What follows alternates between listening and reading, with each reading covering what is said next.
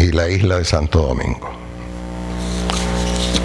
La doctora Virginia Flores Sasso, doctora en arquitectura por la Universidad Michoacana de San Nicolás de Hidalgo, Morelia, México, tiene maestría en conservación de monumentos y bienes culturales por la Universidad Nacional Pedro Enríquez Ureña y otra en cooperación internacional de desarrollo de la Universidad de Oviedo y en pedagogía universitaria por la Pontificia Universidad Católica Madre y Maestra. Es, por supuesto, arquitecta, mención cum laude por la Universidad Iberoamericana, UNIBE.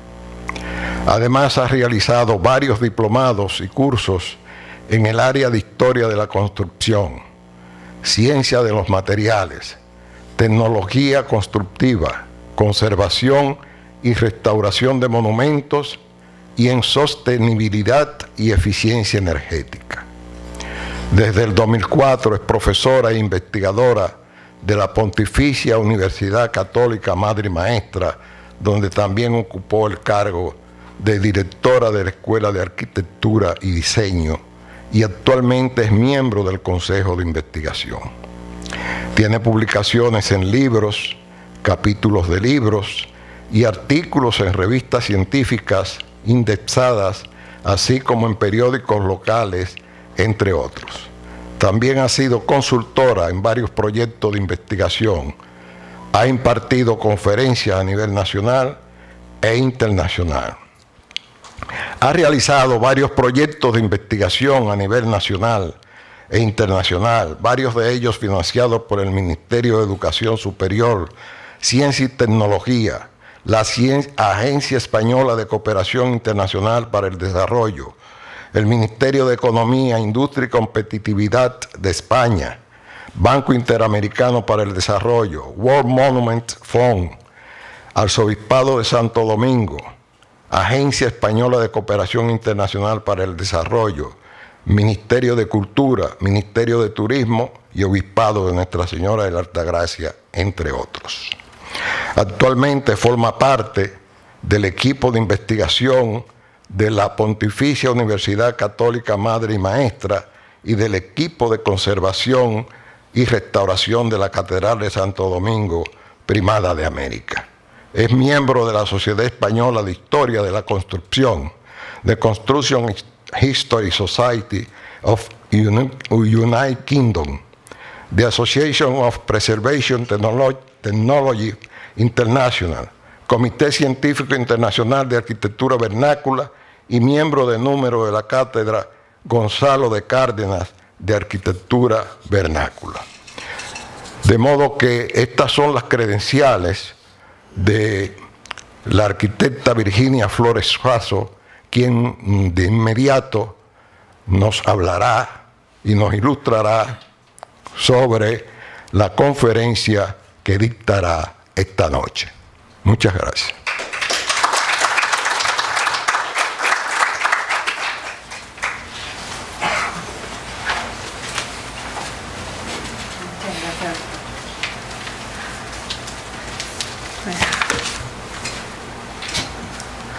Buenas noches. Este trabajo surge de unas investigaciones que comencé a realizar sobre las fundaciones de las diferentes ciudades de nuestro país, que en muchas ocasiones, sobre todo en la parte de la historia de la construcción y del urbanismo, conocemos muy poco. Y iniciando el trabajo, pues este es Montecristi, pero también hemos estudiado de otras ciudades.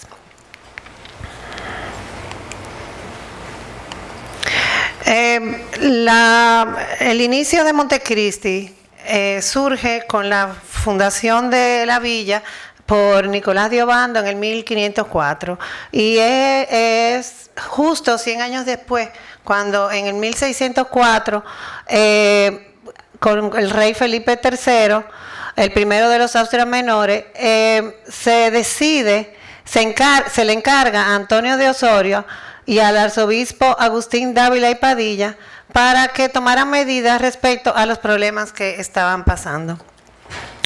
Como todos sabemos, pues hubo el gran problema de que esas zonas empezaron a hacer comercio con extranjeros y hubieron dos problemas. Por eso se incluyó en ese problema al arzobispo, porque no solamente era el problema del contrabando, sino también que empezaron a introducir libros que no eran católicos, que ellos llamaban herejes, con las nuevas ideas religiosas, y eso también lo querían controlar los españoles.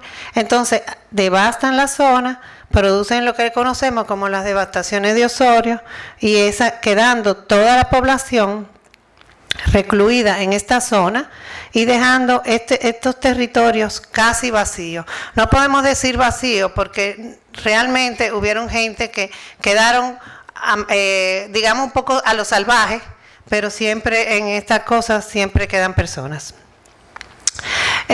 Bueno, a raíz de esta decisión tomada durante el reinado de la Casa de los Habsburgo, quedó la zona totalmente libre de habitantes, con muy poca gente y fuera del control del político, militar y eclesiástico, dando cabida a que empezaran a surgir de verdad un comercio ilegal y lo que se le llamaba un contrabando con holandeses, franceses e ingleses. Esto hizo que tomaran medidas al respecto y que empezaran a preocuparse por esa zona norte. Aquí podemos ver cómo empiezan a llegar la ocupación francesa, esa parte roja, y cómo luego pues la influencia de esa ocupación francesa y cómo queda esta zona norte, dando cabida a lo que provoca más tarde que seamos dos países en un mismo territorio. Con la llegada de los Borbones es una dinastía monárquica que llega con Felipe V justo en el 1700. Felipe V es el primero de los Borbones y llega en 1700, y con él gobiernan durante ese siglo estos 5 reyes, de todos Borbones, desde Luis I, Fernando VI, Carlos III y Carlos IV. Entonces ellos llegan con unas reformas, con la llegada al trono de la dinastía de los Borbones comienza un proceso gradual de reformas fundamentales en un nacionalismo protoeconómico que pretendía recuperar el comercio de sus colonias, implementar una nueva organización territorial y lograr la restauración administrativa española peninsular y ultramarina sobre la base del régimen de intendencias. Sin embargo, este proceso no fue homogéneo en todos los territorios americanos debido a las peculiaridades regionales que comenzaban a tomar fuerza en el espacio americano del siglo XVIII. Las reformas borbónicas alcanzan su máxima intensidad entre 1762 y 1787. Estas son algunas de las, aquí están todos los 100 años que duran los Borbones, porque justo son 100 años que duran, 100 años y algo, y estas crean una junta de restablecimiento del comercio, organizan la junta de Hacienda y Comercio, trasladan la casa de contratación de Sevilla a Cádiz, cambiando inclusive el puerto, crean un reglamento del comercio de Indias con Canarias, un proyecto de galeones y flota, ahí es que comienza el proyecto de flotas y hacer una gran construcción naval. Hacen un sistema de registros o navíos sueltos, compañías privilegiadas de comercio, promulgan un decreto en 1765 para el comercio con la península y el Caribe, publican el reglamento de comercio libre, amplían ese reglamento en 1789 y concediendo a los puertos menores, sobre todo Santo Domingo y Montecristi, y otorgan la excepción de aranceles a los puertos mayores de India.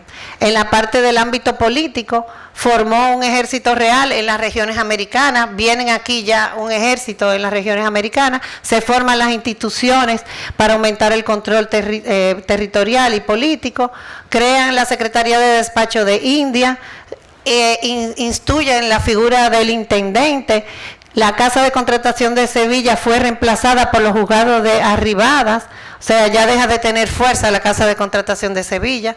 Se crea en el 1752, con el apoyo del primer marqués de la Ensenada, la Real Academia de Bellas Artes de San Fernando, que es algo muy importante porque con ella llega la Ilustración. Se firma el concordato con la Santa Sede, se ordenó a las naves que salieran, que debían de salir de los puertos de Venezuela, La Habana, Santiago de Cuba, Puerto Rico y Margarita. Fíjense, ahí nos sacan a nosotros del comercio. Se ordenó hacer escala obligatoria en el puerto de Santo Domingo, ya fuera la ida o fuera la vuelta.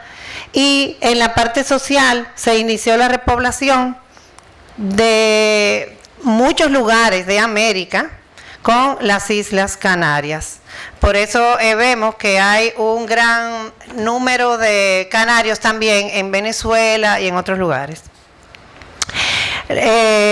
Felipe V, consciente del peligro inminente de que algunas colonias pasasen a manos extranjeras, inició una política de repoblación en algunas de ellas. Para ello envió familias procedentes de las Islas Canarias, aprovechando que muchas de estas islas estaban pasando por una crisis económica, tensiones sociales y carencia de tierras, acompañada de un aumento demográfico. Además, esta iniciativa fue promovida por el Reglamento del Comercio de Indias con Canarias, que entró en vigor el 6 de diciembre de 1718, en el cual estableció el reparto entre Tenerife, Las Palmas y Gran Canaria, las 1.000 toneladas de fruto que estas islas podían exportar anualmente a los puertos americanos previamente.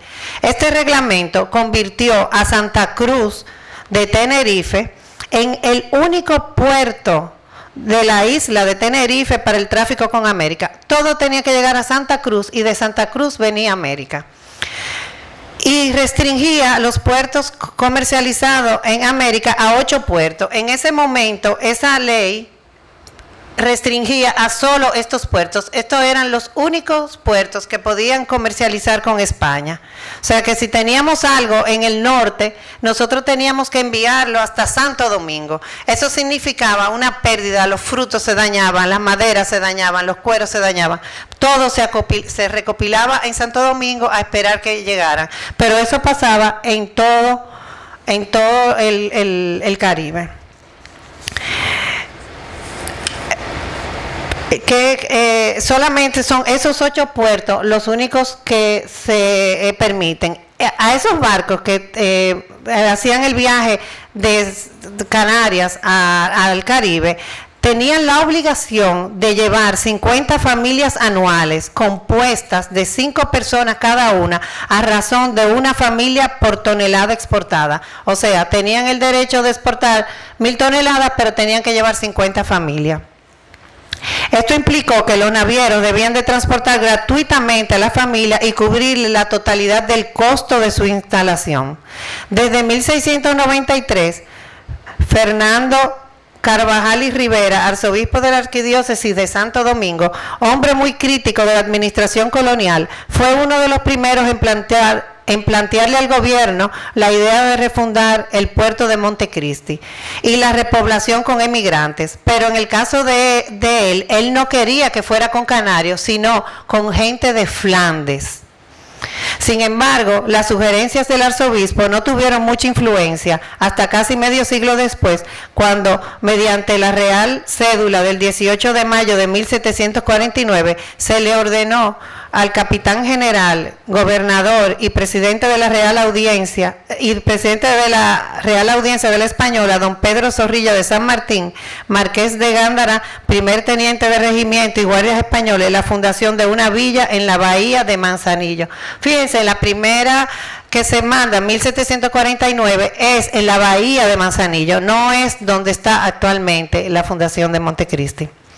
Al poco tiempo, Zorrilla de San Martín fue sustituido por don José Colomo, quien posteriormente enfermó y murió rápidamente, siendo sepultado en el convento de San Francisco. De inmediato se nombró como gobernador interino a José Suñer de Basteros, teniente coronel del rey de la Plaza de Santo Domingo desde 1749.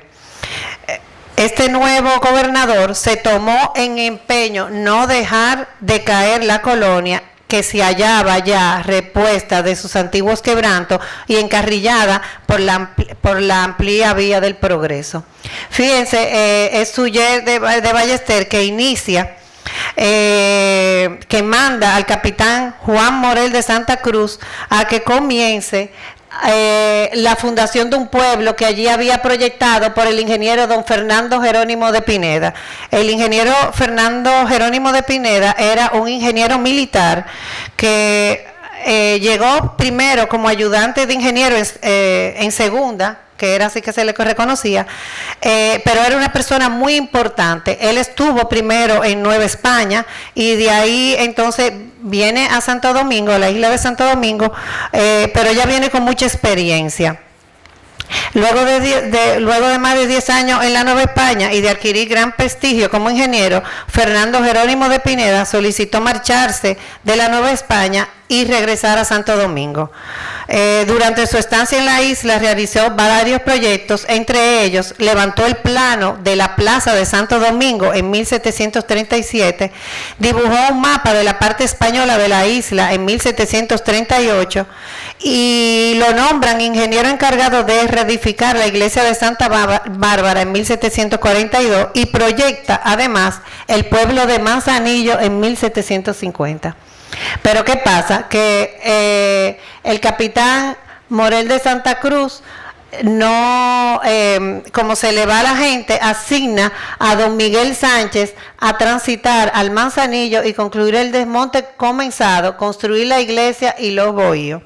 Pero este señor no lo hace porque se va, justo al poco tiempo a don Miguel Sánchez lo nombran en Guatemala y entonces él no hace el encargo que le había puesto Morel de Santa Cruz y queda el lugar abandonado. Solo al poco tiempo una comunicación decía, solo el desmonte se pudo concluir porque Sánchez muere y en agosto de ese año se quitaron los negros que estaban trabajando, que eran los negros de minas, y se envían, se solicita que se envíen familias canarias.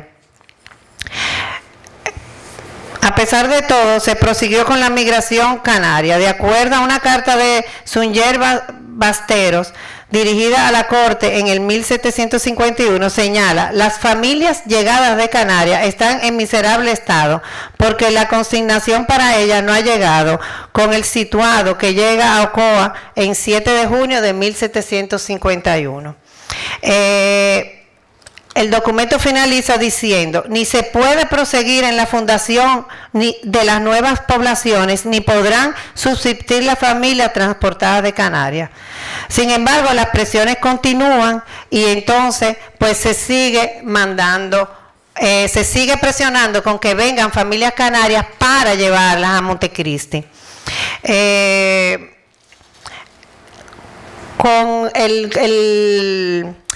Todo cambió en 1751 con la toma de posesión del nuevo gobernador, el brigadier don Francisco Rubio y Peñaranda, quien procedía de la carrera militar como todos los gobernadores de esa época. Además, fue gobernador de Hinojosa, del Valle de la Orden de Santiago, mariscal de campo de los Reales Ejércitos y capitán de regimiento de guardias españoles. Llegó a la isla para ocupar el cargo de gobernador, capitán general y presidente de la audiencia.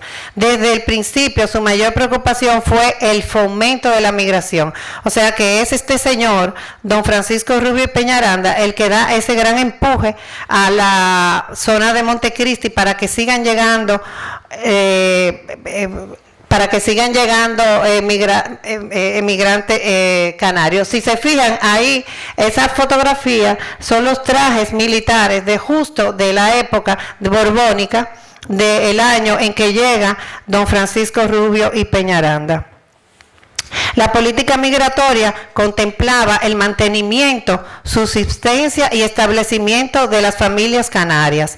En Real Cédula del 1 de diciembre de 1741 se le ordena al virrey de México que envíe con el situado 16,000 pesos para sustento de las familias canarias y que lleven cuenta separada de estos envíos aparte de su distribución sin permitir que se distraiga nada de ello a otros fines.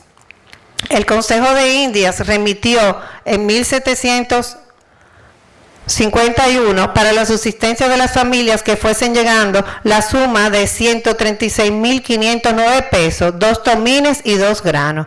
En 1751, a la salida de Canarias, a cada familia, a cada persona se le entregaban 4 pesos a cada persona para vestirse, aviarse, disponerse de cajas y petates. O sea, ahí podemos ver, se le entregaban hachas, se le entregaban 200 libras de hierro y 50 libras de acero para hacer 100 machetes o cuchillos, a razón de 2 cada familia.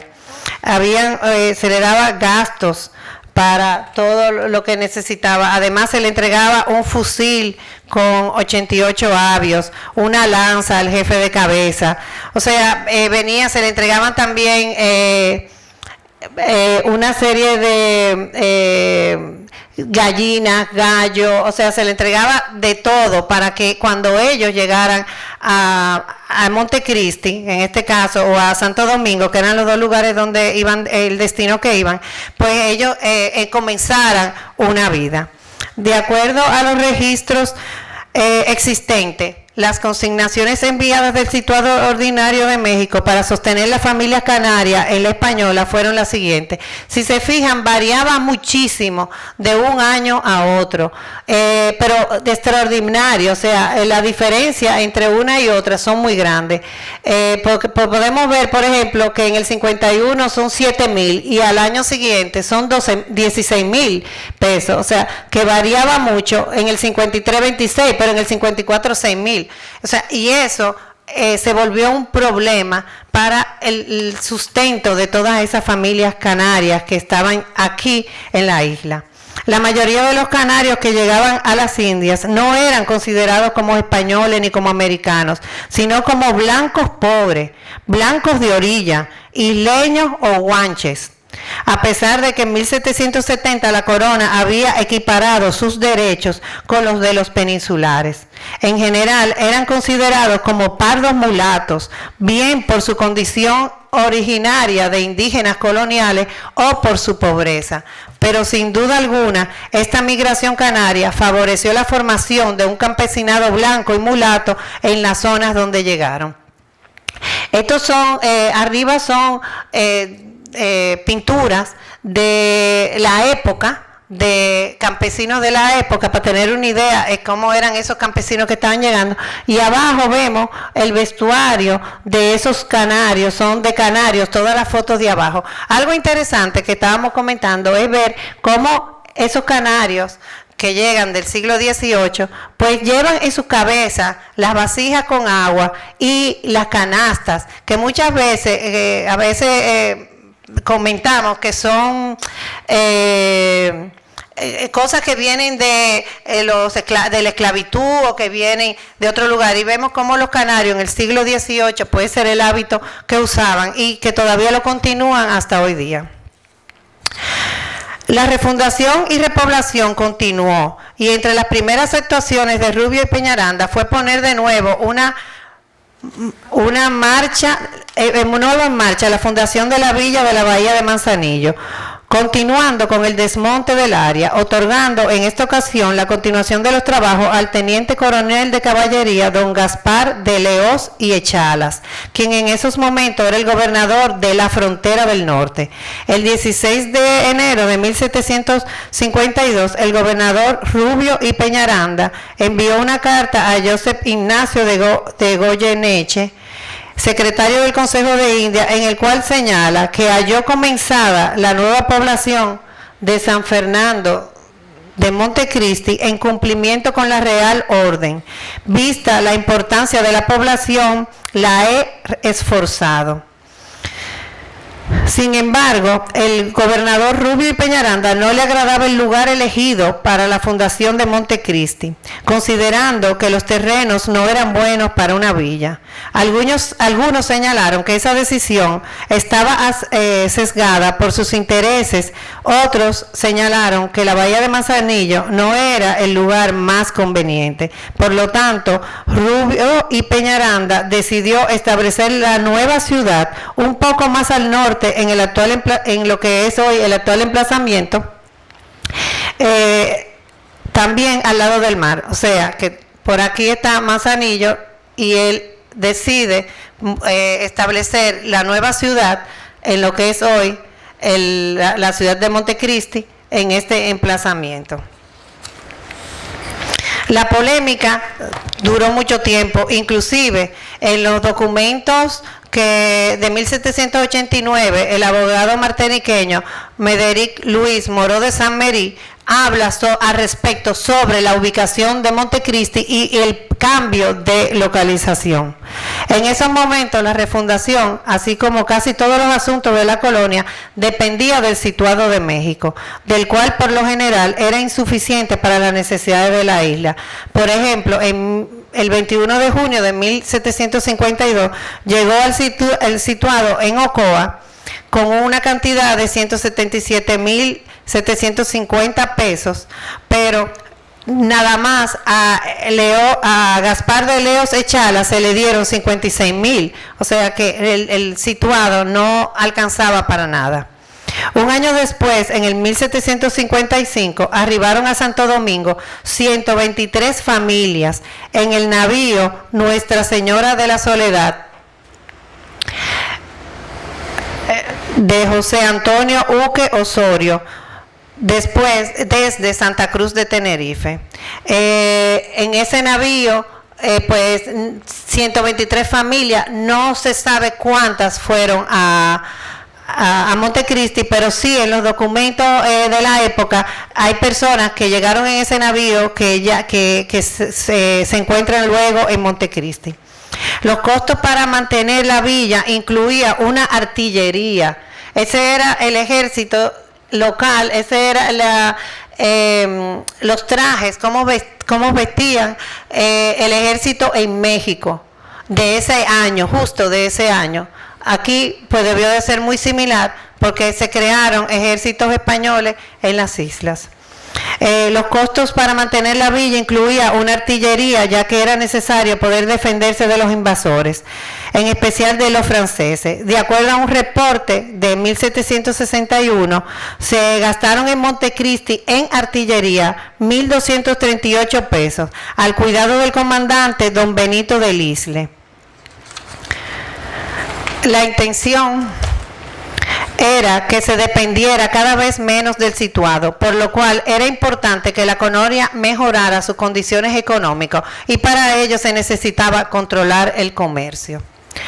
Según Fray Cipriano Dutera, entre 1720 a 1764 llegaron 40 barcos con un total de 483 familias, todas de 5 individuos, salvo 20 familias que pasaron de dicho número. De ellas, 225 fueron transportadas desde la capital hasta Montecristi. O sea que estamos hablando que casi la mitad de las personas que vinieron pasaron a Montecristi en 2 embarcaciones. El coste de traslado y los bastimentos para ellos se estimó entre 1.490 reales. Se remitieron en otros 115.534 reales para proporcionarle la subsistencia en los primeros tiempos. Según las datas de las cajas reales de Santo Domingo, para abordar estrictamente la nueva fundación, se invirtió en el situado 155.615 pesos. Los gastos eran cubiertos por la corona.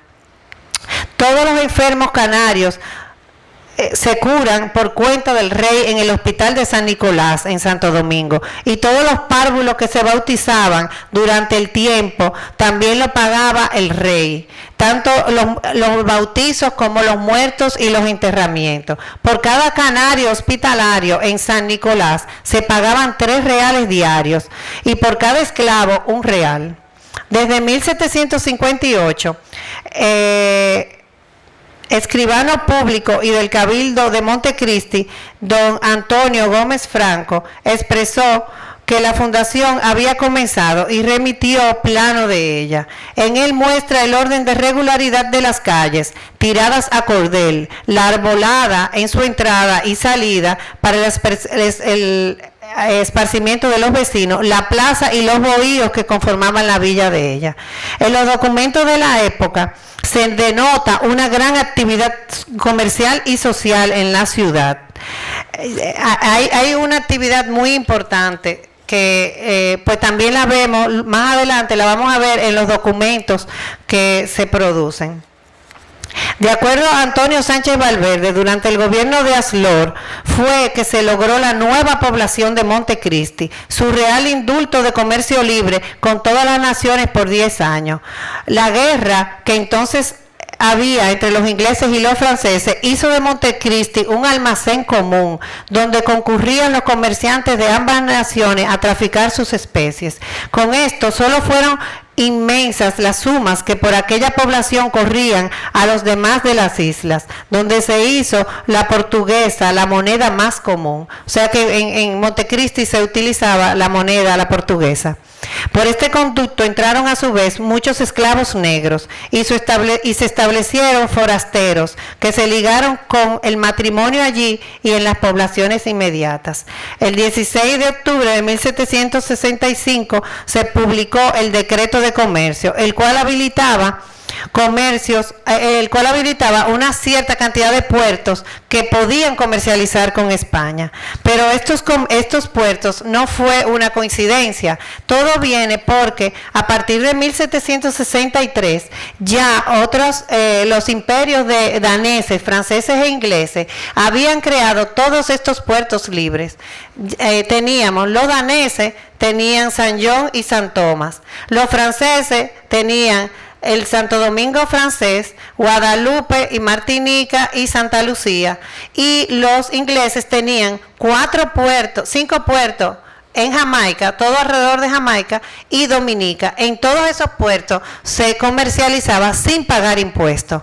Entonces los Borbones dijeron, bueno, pues si aquí tenemos esos puertos sin pagar impuestos, pues nosotros también tenemos que tomar medidas y crear puertos. ¿Qué hacen ellos? Crean estos puertos. Crean 2 tipos de puertos. Los puertos mayores, donde se podía comercializar libremente, y los puertos menores, donde se podía comercializar con la corona española. Fíjense el aumento que hay. Crean aquí, todo esto está ocupado por daneses, franceses e ingleses, pero el resto pues hacen como un círculo los españoles para potencializar de alguna manera ese comercio que ellos necesitaban para poder darle fuerza a su colonia. Algo importante fue que en la isla, en la parte española de Santo Domingo, se eligieron solamente 2 puertos, Santo Domingo y Montecristi. Por eso es que Montecristi adquiere esa importancia en ese momento. O sea, para ellos Montecristi era un punto importante de comercio. De acuerdo a la relación de Álvarez Suller, déjeme un minuto aquí. De acuerdo a la relación de Álvarez Abreu, el número de habitantes que había en Montecristi en 1772 era de 600 habitantes, casi todos de origen canario, dedicados a la crianza de ganado. En el 1778, con el establecimiento de los aranceles, pues empezó a haber ese auge de comercio, sobre todo del comercio de ganado. En ese momento la isla estaban habilitados Montecristi y Santo Domingo. Aquí podemos ver un listado de lo que traía un barco. Un barco de 1779 traía todo eso. Aquí se podía ver que estaba exento de impuestos, que pagaba algo de impuestos y que era mercancía extranjera que no pagaba impuestos. viendo las listas de los barcos, esto es uno de los barcos, pero hay muchos barcos, podemos ver la importancia que tenía Montecristi, podíamos ver ahí el auge que tenía. En ellos se perciben costumbres españolas e incluso las usanzas del momento, ya que en varios embarques aparecen polvo para pelucas, que era la moda cortesana del siglo XVIII, que utilizaba pelucas para hombres con bucles y recogidas con una coleta, las cuales eran empolvadas con polvo de arroz y de trigo, así como los peinados de las mujeres, que también eran empolvados. Las pelucas baratas se empolvaban con polvo de papas. Entonces aquí vemos la cantidad de polvo de peluca, para peluca que venían, la cantidad de telas finas que venían. Eso nos indica ahí el nivel de vida que se llevaba en Montecristi en el siglo XVIII. En 1779 estalló la guerra de España con Gran Bretaña y la corona española se une a Francia, permitiendo el comercio de sus territorios de ultramar con los puertos del Imperio francés, lo que marcó una etapa de prosperidad comercial. Eso lo vemos, por ejemplo, en el listado: lienzos de bramante, vajilla, quesos holandeses, peluca, avellanas, nueces. Eso es el listado de la comida que se comía en Montecristi en esa época. También podemos ver que en algunos documentos se pueden leer cómo los juegos que se hacían en esa época, esto es del siglo XVIII, a la gallinita ciega, el trompo, o sea, cómo vestían las personas. Fíjense que todo tiene su peluca blanca. El tener la peluca blanca, pues ya te indica que ahí había una élite que estaba formándose. Además, los libros hablaban de, se mencionaba, ya se veía la incipiencia de la Ilustración. En 1783, el nuevo pueblo de Montecristi estaba habilitado por 165 familias, que sumaban un total de 1.298 personas. En el campo de su distrito vivían unas 63 familias con 344 personas que sumadas hacen una población de 1.642. O sea, todo el territorio de Montecristi y su alrededor vivían 1.642 personas. Esto es muy común en la época. La ciudad estaba conformada por 10 calles, 145 casas, iglesia y plaza. Las casas todas eran bohíos de tabla de palma con techo de yagua. Eso también era muy común. Eso se encuentran en otras islas, lo vemos en Puerto Rico. Yo puse estas fotos que son actuales, ¿verdad? Más o menos viejas, para que tengamos una idea del tipo de vivienda en que usaban en ese momento. Aquí no es nada de extrañar, aquí vemos todavía cómo Hazard, finales de 1800, pues también dibuja la casa con yagua, con cubierta de tabla de palma y yagua.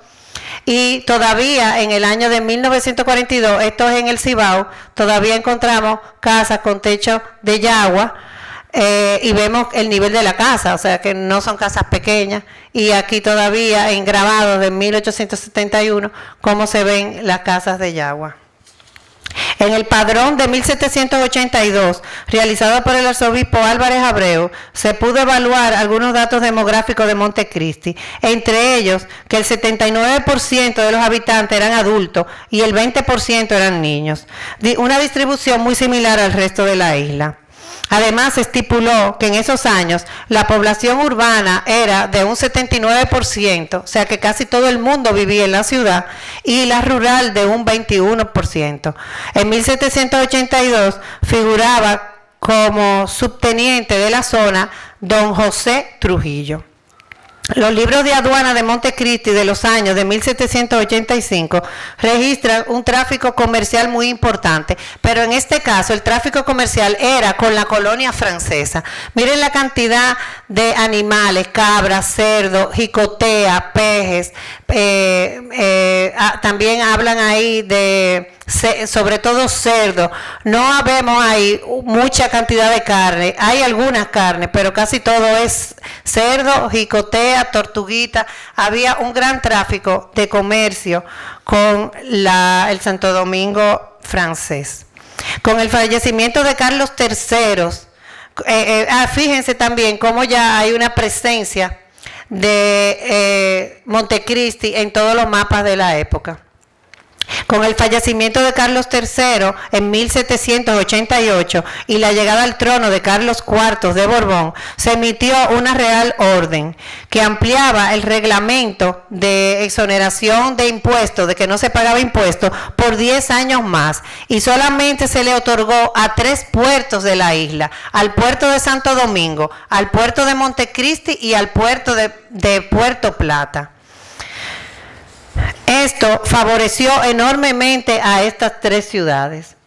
Pero en 1795, la República Francesa y la monarquía borbónica de Carlos IV de España llegan a un acuerdo con el cual la colonia española de Santo Domingo pasa a manos de Francia. Este hecho, conocido como el Tratado de Basilea, cambia totalmente la situación de la isla. El nuevo poder francés buscaba establecer un sistema de gobierno que cambia los cabildos por municipalidades, abre los puertos al comercio inglés y americano, impone un sistema de monocultivo, pero no evita la huida de los criollos hacia el continente, al tiempo que establece una constitución que libera a los esclavos de su servidumbre. A esto se le suma la independencia haitiana en 1804 y los conflictos que esto generó en la zona fronteriza. Todo esto convirtió a Montecristi en un almacén común de ingleses y franceses, concurriendo comerciantes de ambas naciones a comercializar y traficar sus especies, creando un éxodo de habitantes. De acuerdo a la relación de Álvarez Abreu, en 1812, ya cuando acaba la monarquía borbónica, quedaban simplemente 1.557 habitantes en todo Montecristi, incluyendo la zona rural. Luego, aquí termina la parte de los Borbones. Luego, pues, Montecristi tiene otro renacer en una época, en el 1800, durante el 1800, y esta foto que vemos aquí es del Montecristi de 1907, pero se puede ver cómo, pues, esas calles que se trazaron a cordel en ese momento, a mediados del siglo XVIII, continúan hoy todavía. Son calles muy anchas, son calles que se puede leer todavía en la ciudad de Montecristi la importancia que tuvo esa ciudad como puerto en la zona norte. Muchas gracias.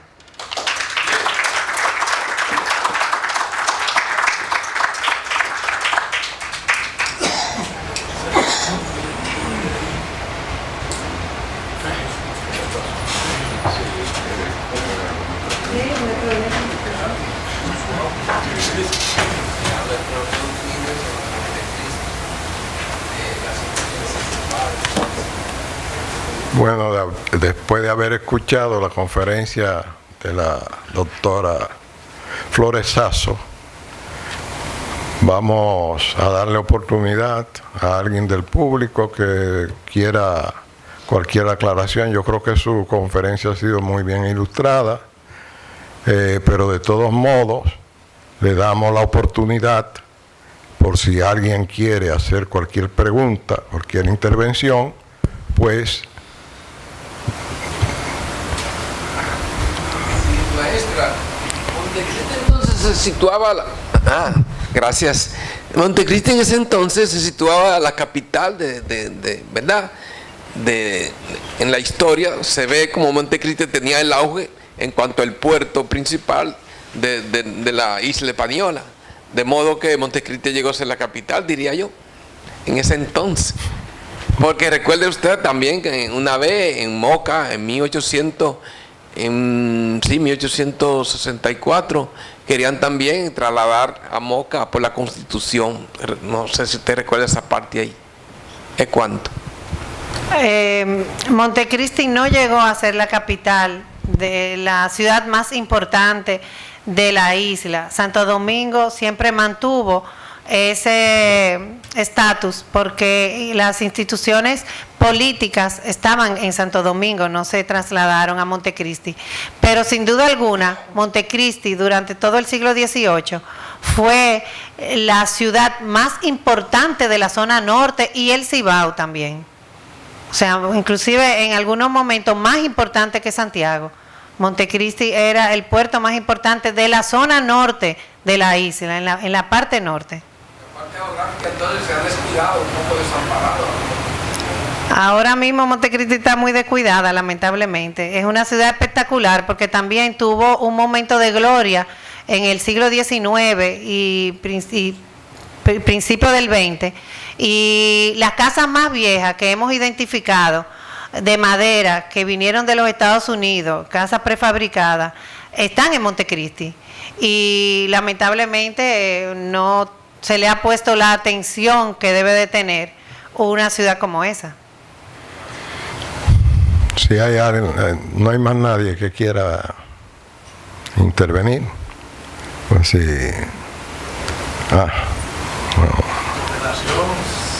Espérese que le pasen el micrófono. Sí, con relación a lo que tiene que ver con el ordenamiento territorial y al momento mismo en que surgen los cabildos, sabemos que previamente, ya cuando arriba el almirante en 1492, posteriormente, se crea en la villa de Isabela el primer cabildo de toda esta región. Pero me gustaría saber específicamente en Montecristi, ¿cómo se da ese proceso? En la introducción comenté que Montecristi la funda Nicolás de Obando en 1504 como una serie de ciudades que él funda para tomar posesión del territorio. Él considera que Montecristi es un buen lugar para tener una ciudad y la funda y la dota. Más adelante los reyes la dotan de escudo real. Todavía hoy Montecristi se luce su cabildo y el escudo real que tiene como villa. Pero justo 100 años después es que la queman, la destruyen con las devastaciones de Osorio. Por eso es la importancia de que los Borbones son los que vuelven a llevarle la gloria a Montecristi y vuelven a poner la mirada al norte de la isla como punto estratégico. O sea que ella dura unos 100 años, digamos, triste y sola, y a partir del 1700 pues vuelve a surgir Montecristi. Bueno, yo voy a hacer una pequeña intervención con relación a la conferencia que acabamos de escuchar. Hay una cierta relación entre Montecristi y Puerto Plata. Incluso, primero que Montecristi, la refundación de Puerto Plata se produce en 1756.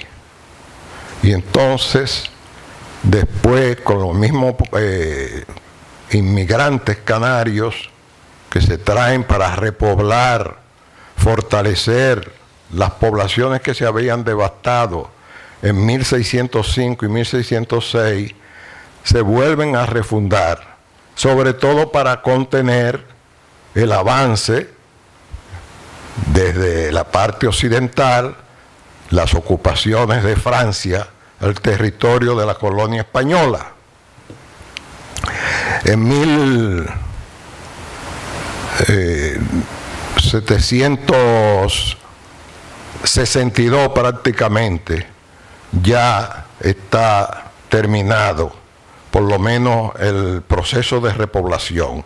A partir de ahí no hay, bueno, quizás Samaná es que se vuelve otra vez en 1780 por ahí a traer canarios para repoblar a Samaná, que no había sido devastado como ni estaba en la frontera, pero sí era un lugar codiciado por todas las potencias europeas e incluso los franceses, que eran los más inmediatos que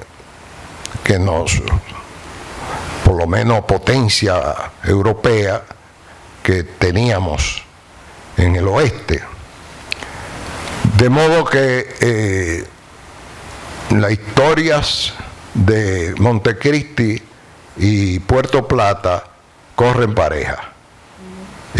Incluso en una conferencia, que fue la última que se dio en el local de la Academia por Manuel García Arévalo, donde se planteaba la posibilidad de que la Isabela no se fundara en el lugar donde se fundó, sino en Puerto Plata, pero que Colón no pudo hacer ese viaje, quizás posiblemente por haber vientos contrarios que no lo dejaban avanzar hacia el lugar donde él quería llegar, que era el lugar en que hoy se encuentra Puerto Plata.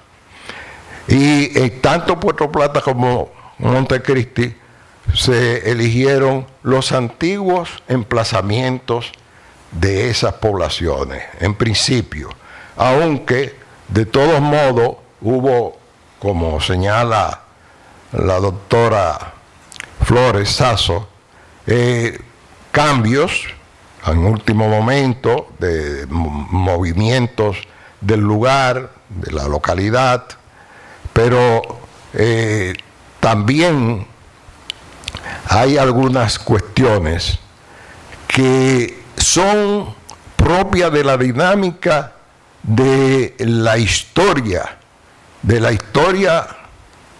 la colonia española y de la colonia española como parte del sistema imperial español. Ella ha destacado la cuestión de los Borbones. Es cierto que hay un reformismo borbónico, pero también ese reformismo está dado por condiciones históricas que hicieron que se variara la política monopólica española por una política más liberal. En el sentido, por ejemplo, de lo que ella señaló en 1765, se dicta una instrucción de comercio libre para el Caribe, pero el Caribe insular, Cuba, Santo Domingo, Puerto Rico y Margarita, la isla de Margarita, en la costa venezolana. Son los primeros. Después eso se amplía a 1778, que es la cuestión de la reforma del comercio de España con sus colonias, 1778, que quedan excluidas algunas colonias, y por ejemplo Venezuela, pero que se agregan en 1789. Es decir, que realmente el reformismo borbónico viene como consecuencia de la toma de La Habana por los ingleses. Es la reacción de España frente a la posibilidad de que los ingleses y las otras potencias siguieran ocupando posesiones españolas, que entonces hay una modificación de la política española frente a sus colonias, y sobre todo con relación al comercio. Por ejemplo, la doctora Flores Suazo hace acopio de lo del situado. Una de las cosas de las diferencias, yo he estudiado más específicamente el situado en términos de historia económica, y esas aunque se dispuso que una suma de 16,000 pesos, esos primeros 16,000 pesos todavía era en 1720 y no se había completado la cifra de los primeros 16,000 pesos que se ordenaron para la repoblación no solamente de Montecristi, sino de Puerto Plata y Montecristi. Y esas diferencias es atrasos también que en Cuba ese sistema de financiamiento, que hay que señalar, el situado no es un regalo ni una donación, el situado es el costo de la conservación del imperio español. Es decir, ningún imperio ha hecho lo que hizo España, que es que el costo de su dominación no lo pagó España, no venían remesas de España a las colonias, sino que México era el que se encargaba, la tesorería de México primero, por ejemplo, el caso dominicano, el caso de Santo Domingo. Desde 1608, después de la repoblación, hasta 1641, el situado viene de México. A partir de 1642 hasta 1683, viene del Perú por la vía de Cartagena y Portobelo. Y de ahí en adelante vuelve otra vez a provenir de México. Es decir, España no gastó un centavo.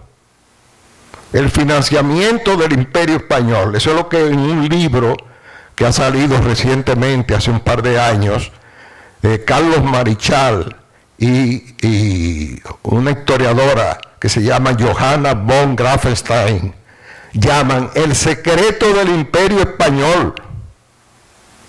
El secreto del Imperio Español es que el financiamiento del imperio sale del mismo, de las colonias, sobre todo de México y Perú, pero en el caso de nosotros, sobre todo de México.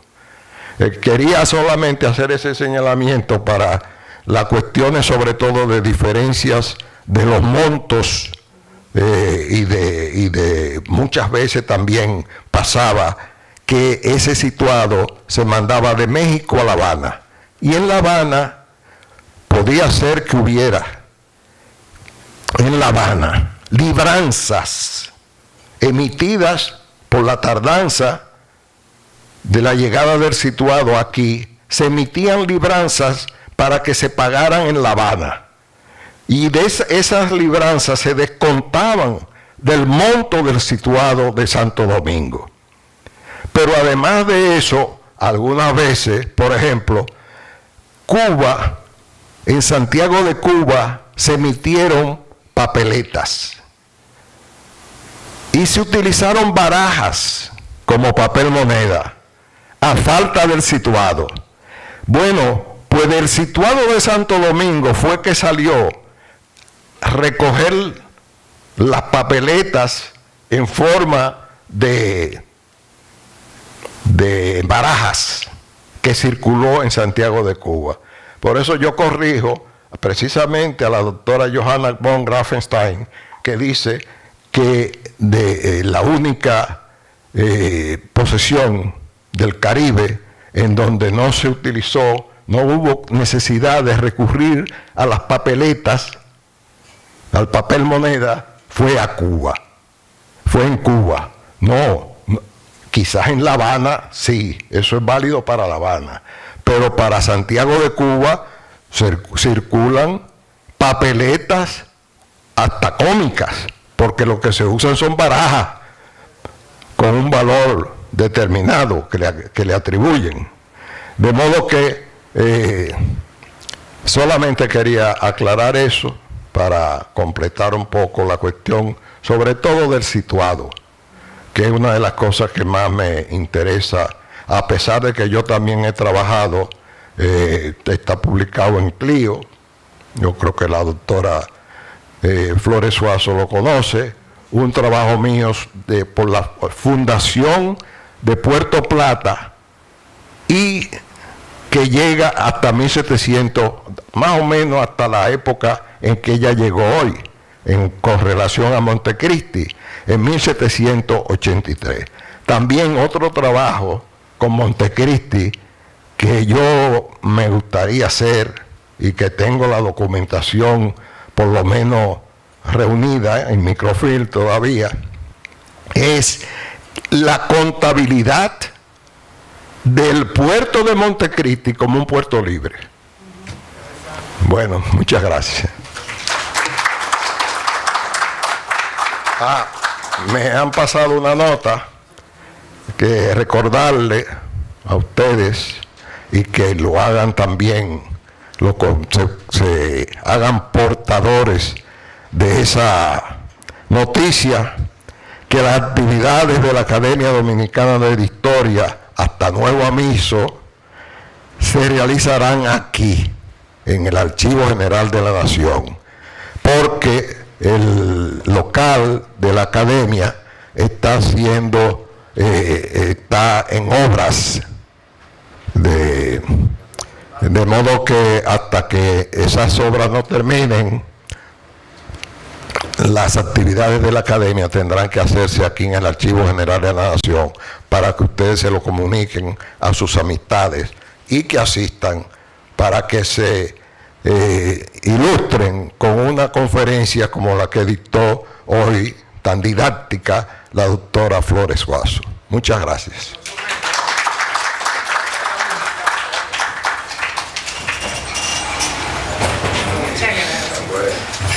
Eso me encanta lo lexicografía, porque yo veía esa diferencia.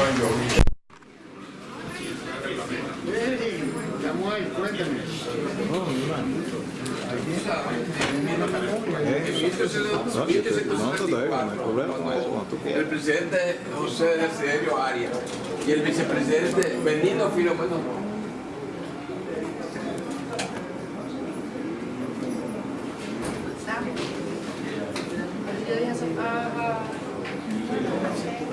No,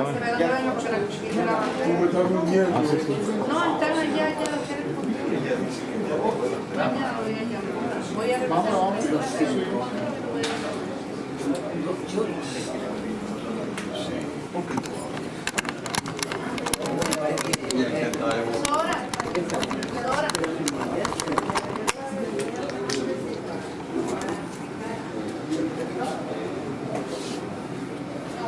Bueno, Samuel, para la próxima.